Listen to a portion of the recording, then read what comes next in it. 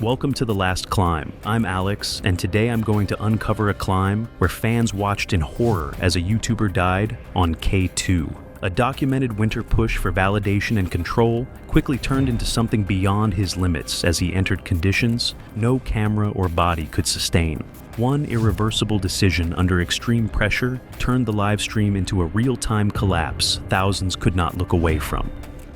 It was January 11th, 2025. In the Karakoram range of northern Pakistan, winter had locked K2 into its most hostile state. Sub-zero temperatures, violent winds, and unstable snowpack shaping a landscape where movement above base camp carried extreme, sustained risk. Ibrahim Roland, a 31-year-old outdoor content creator from Denver, Colorado, arrived at K2 base camp on December 28th, 2024, after a multi-day approach from Askol. He had spent 3 years building a modest social media following around high-altitude mountaineering, and was now attempting a solo winter push on K2, with base camp nearly empty except for a small Polish team that departed shortly after his arrival. Even by that time, winter ascents of K2 remained rare and tightly coordinated. Solo climbing above base camp in these conditions was still outside normal expedition practice. His social media channel began in late 2021 as a way to document climbing that he had already been doing for years before he ever used a camera. It grew gradually as he completed Denali in 2022 and Aconcagua in 2023, and later reached 26,200 feet on Everest South Route in May 2024 before turning back due to frostbite in 2 fingers. A short, unplanned descent video from that attempt drew over 1 million views and quietly brought in a larger audience. When I found that Everest descent video, I understood immediately why it broke. Unscripted consequence in real time. By the time of his final expedition, he had gained followers, modest gear sponsorships that partially offset costs, and a part-time job at an outdoor retailer in Denver to sustain his climbing. Unmarried, with his sister listed as his emergency contact on official permits, he consistently described his K2 objective as a partial winter ascent of the Abruzzi Spur to Camp 3 at roughly 24,000 feet. Explicitly not the summit, framing it as documentation rather than conquest. The expedition was already fully public before departure, from permits in Islamabad to gear checks and flights north, leaving no easy path to withdraw without explanation. His climb was conducted under a winter mountaineering permit issued by the Regional Tourism and Mountaineering Authority responsible for the Gilgit-Baltistan area, specifically authorizing access to K2 Abruzzi Spur outside the regular commercial season. Winter permits of this type carry reduced operational oversight compared to guided expeditions, but still require formal declaration of route, intended high point, and expedition timeline. His stated objective, Camp 3 rather than the summit, was recorded as part of the official application. As part of the permit process, he was required to submit proof of insurance coverage. The policy he provided met minimum entry requirements for foreign climbers, but did not include full high-altitude evacuation coverage above 20,000 feet, which is typically excluded or financially prohibitive for winter attempts. Practically, this meant that any potential rescue above lower camps would have been extremely limited, regardless of response conditions. A full gear declaration was filed prior to departure in Islamabad, including life support systems, communication equipment, and emergency provisions. This inventory, later used by investigators to reconstruct carried load and equipment distribution, listed a satellite uplink device, backup oxygen system, cold weather sleep system, and a 2-day ration supply for the planned push. No secondary insulation system or extended fuel redundancy beyond standard contingency margins was included. His communication equipment was also formally registered under expedition requirements. The satellite transmission system, comprising a spot-linked tracker paired with a mobile uplink device, was logged prior to departure. While functional at base camp and lower elevations, signal reliability above Camp 2 was known to degrade significantly due to ridge obstruction, terrain shadowing, and extreme weather interference. These procedural requirements did not directly limit movement on the mountain, but they established the operational framework of the expedition: minimally insured, self-supported, and fully dependent on individual decision-making once beyond base camp. Between early January 2nd and January 8th, Ibrahim completed 2 acclimatization rotations on the lower Abruzzi Spur. The first was a round trip to Camp 1 at 19,700 feet, and the second an overnight stay at Camp 2 at 21,000 1,500 feet, the last established shelter before the upper technical sections. Both were filmed on a chest-mounted camera. In the Camp 2 footage, viewers noted a visible tremor in his hands during a gear check. He attributed it to cold and altitude, though experienced climbers in his audience questioned whether it was beyond typical range. The video still performed strongly, drawing tens of thousands of views. Watching that clip back later, it's the kind of detail I keep returning to, the hands moving just a little less cleanly than everything else, something I probably should have paid more attention to in the moment, even though it didn't feel like a warning at the time. During this period, local Pakistani high-altitude porters and a small group of HAP Sherpa working in the broader Baltoro region were present at lower elevations for seasonal support and logistics, though none were operating on K2's Abruzzi Spur itself due to winter conditions. Their activity was limited to base logistics and transport corridors, as the upper mountain was effectively unstaffed and unassisted during this season. A winter storm then stalled movement for nearly 2 days, keeping him confined at base camp in high winds. During this period, he recorded a journal entry noting moisture infiltration in the footbox of his sleeping bag, likely from a failed seam seal. He treated it as manageable and attempted to dry it using prolonged stove use, unintentionally reducing fuel reserves beyond his planned margin. The insulation did not fully recover, but he continued with it. Reading about this in the investigation report genuinely unsettled me. A compromised sleeping bag at K2 in January isn't just uncomfortable, it's a warning the mountain already sent. As a brief weather window approached, he filmed a final base camp check-in, reviewing gear and confirming his intent to push toward Camp 3. After a short delay due to lingering winds, he committed to departure. A local liaison officer and base camp staff maintained standard monitoring presence, but no climbing team or support Sherpas were assigned above Camp 2 during this winter period due to conditions and risk level. On the eve of the push, he tested his satellite livestream system and confirmed functionality before logging off. Among his final preparations was a backup oxygen system with a regulator that had been reworked in Islamabad rather than factory serviced. Ibrahim Roland left base camp in pre-dawn darkness under extreme winter conditions with temperatures near -18 degrees Fahrenheit. He carried a 38 to 42 pound pack containing camera gear, a satellite uplink system, emergency oxygen, food, and overnight equipment intended for Camp 3. He did not begin live streaming at departure, leave a note, or formally notify the on-site liaison officer, a procedural deviation that later affected timeline reconstruction. He was entirely alone on the mountain. In winter, K2's Abruzzi Spur has no operating expedition teams, no active fixed ropes, and no high-altitude Sherpa support above base camp. Any traditional high-altitude workforce, such as Sherpa or other HAP workers, was not deployed on this route during this season due to lethal conditions and lack of commercial expeditions. He passed through Camp 1 without stopping, as part of a continuous push toward higher camps. While consistent with his stated plan, the decision involved sustained exertion in darkness with heavy load, reduced recovery, and compounding physical strain noted during prior acclimatization. These factors narrowed his margin for error as he entered increasingly technical terrain. By the time he reached Camp 2, his movement remained within expected timing based on prior rotations. There, he briefly activated his live stream, marking the last confirmed real-time contact before continuing into the upper mountain beyond established infrastructure. Approximately 2,300 concurrent viewers joined the stream within the first 12 minutes of it going live. The footage came through unevenly, short bursts of motion, followed by brief freezes and compression artifacts that softened detail across the frame. When it held, it showed standard high-altitude ascent behavior, slow, methodical movement, rest step technique, and controlled breathing under load. Wind noise cuts in and out, sometimes dropping entirely before returning in distorted bursts. Visibility appeared relatively stable during clearer segments, allowing viewers to track his position as he moved through familiar terrain above Camp 2. He spent an extended period at Camp 2, eating, rehydrating, and making small but deliberate gear adjustments. The camera briefly captured him handling the oxygen regulator, lifting it, inspecting the fittings, then setting it aside without attaching it. I keep coming back to that moment. The regulator is right there, and he just sets it down. Based on his prior statements, it was intended strictly for emergency use, and nothing in the footage suggested immediate necessity. After this pause, he left Camp 2 and transitioned into the upper Abruzzi Spur, where the route changes character into sustained steep mixed terrain. In winter, there are no fixed ropes or Sherpa-supported infrastructure on this section, and no high-altitude support teams operate above base camp. Any traditional expedition workforce, including Sherpa climbers or HAP porters, was not present on this route due to conditions and lack of active expeditions, leaving the ascent fully unsupported beyond Camp 2.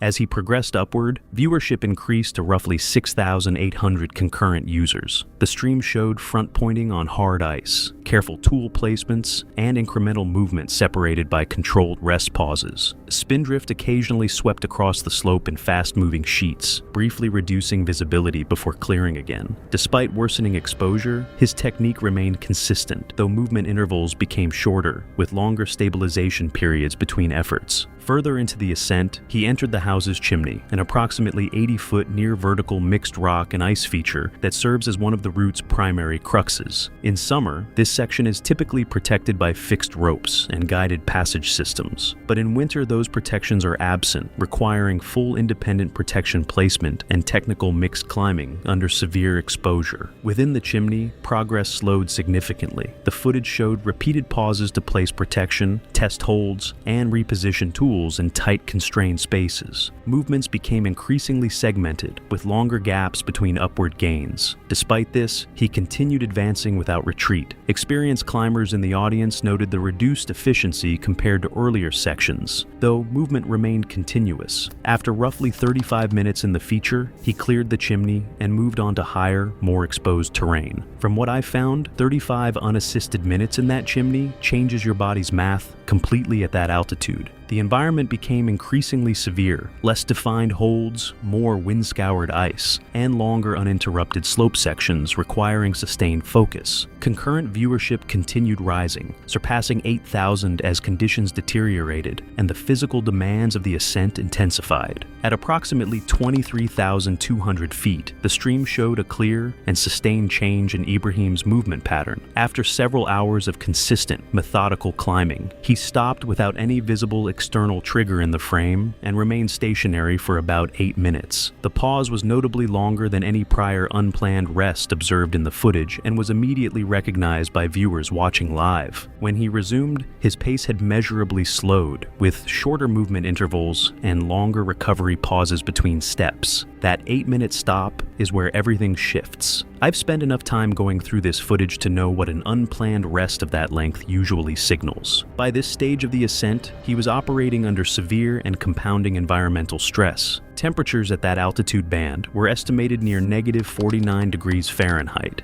while sustained winds were recorded in the 55 to 65 miles per hour range, with regional gusts exceeding 80 miles per hour during the same window. Under those combined conditions, wind chill values were estimated to approach or drop below -85 degrees Fahrenheit during peak gust exposure, a range in which exposed skin can suffer rapid tissue damage and where even fully insulated extremities begin to lose dexterity and fine motor control over time. At those numbers, this stops being about discomfort. The body starts to fail. He had already been exposed to these conditions for hours, following an ascent that began in deep pre-dawn cold and continued uninterrupted above 21,000 feet. At approximately 23,800 feet, he stopped again to adjust his crampons. This pause lasted roughly 14 minutes. The footage captured repeated attempts to manipulate buckles and straps with slow, deliberate movements that appeared increasingly inefficient compared to earlier segments of the climb. While no external hazard was visible in the frame, the task itself extended significantly beyond typical adjustment duration for experienced climbers in stable conditions, suggesting reduced dexterity or fatigue-related impairment. Viewer reactions during this segment ranged from normalization of high-altitude exhaustion,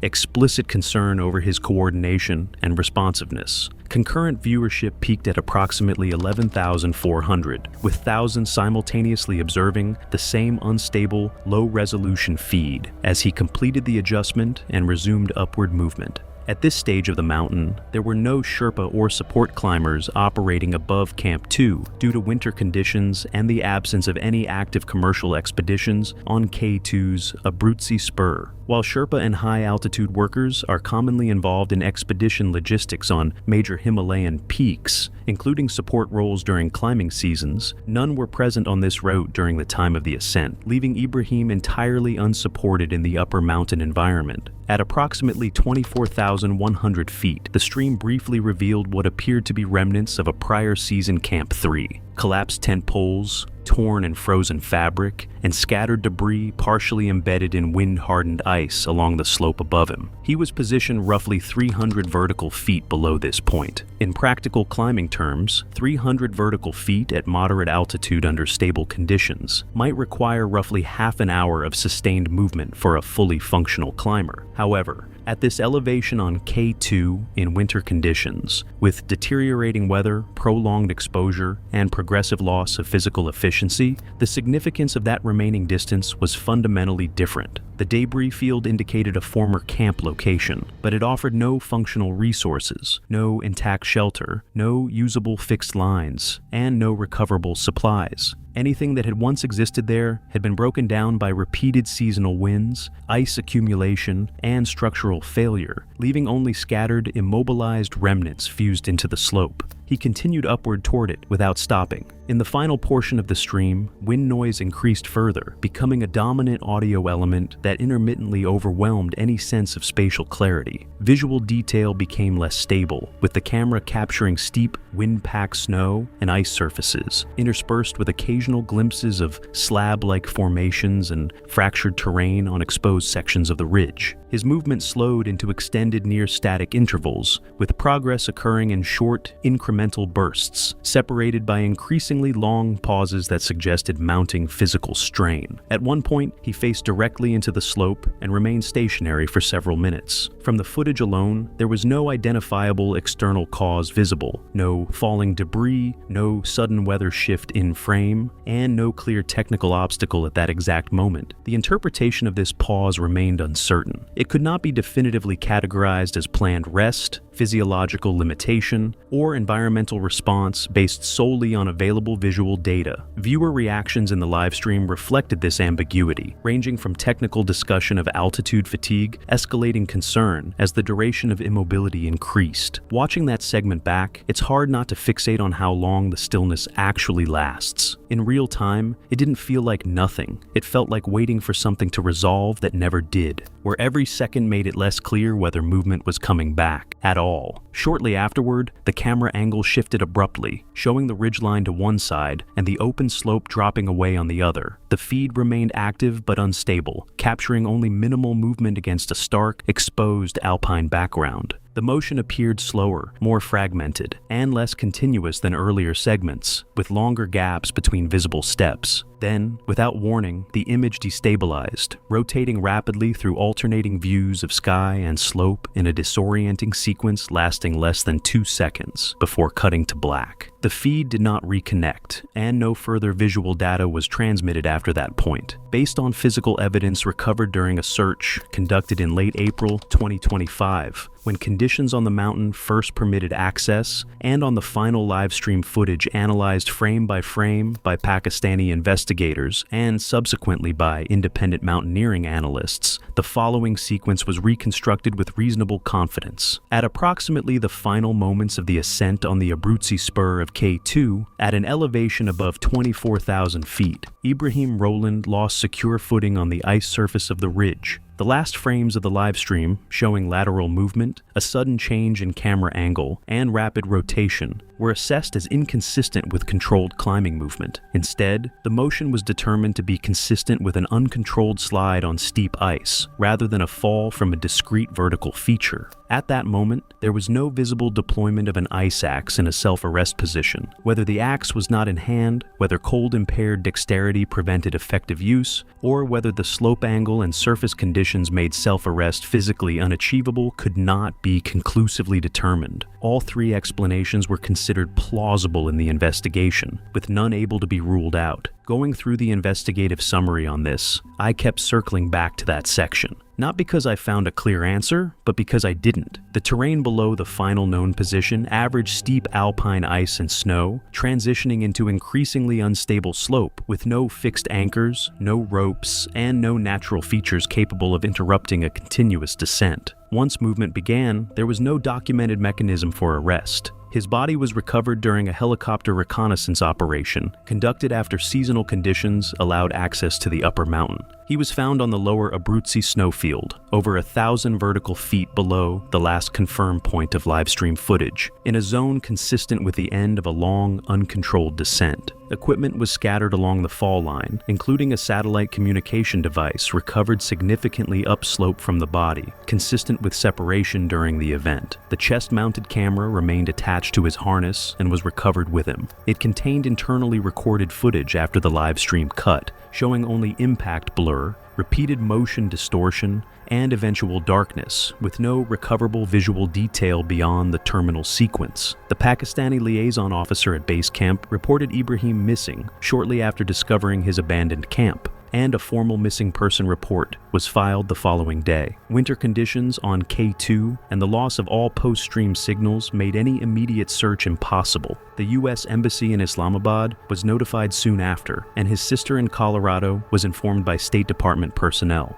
His final live stream remained publicly available in the meantime, accumulating millions of views before being removed at the family's request weeks later without public comment. The official coroner's report, later summarized in a U.S. consular document, concluded death by multiple blunt force trauma consistent with a high-altitude fall on steep ice and rock. Contributing factors included severe frostbite with likely loss of hand and foot function, altitude-related cerebral edema, and extreme physical exhaustion. No avalanche or external involvement was found. The fall was deemed unsurvivable at that elevation, with cold-induced impairment likely contributing to loss of control. His remains were not repatriated and were buried in Pakistan through arrangements coordinated with his family and the U.S. Embassy. Looking back, I can't fully blame him, or the mountain. It was both. He chose to push into extreme conditions alone, but once he was above Camp 2 and winter on K2, control and rescue were no longer realistic. If anything could have prevented it, it would have been earlier limits, better external oversight, or not committing to a solo winter attempt in the first place.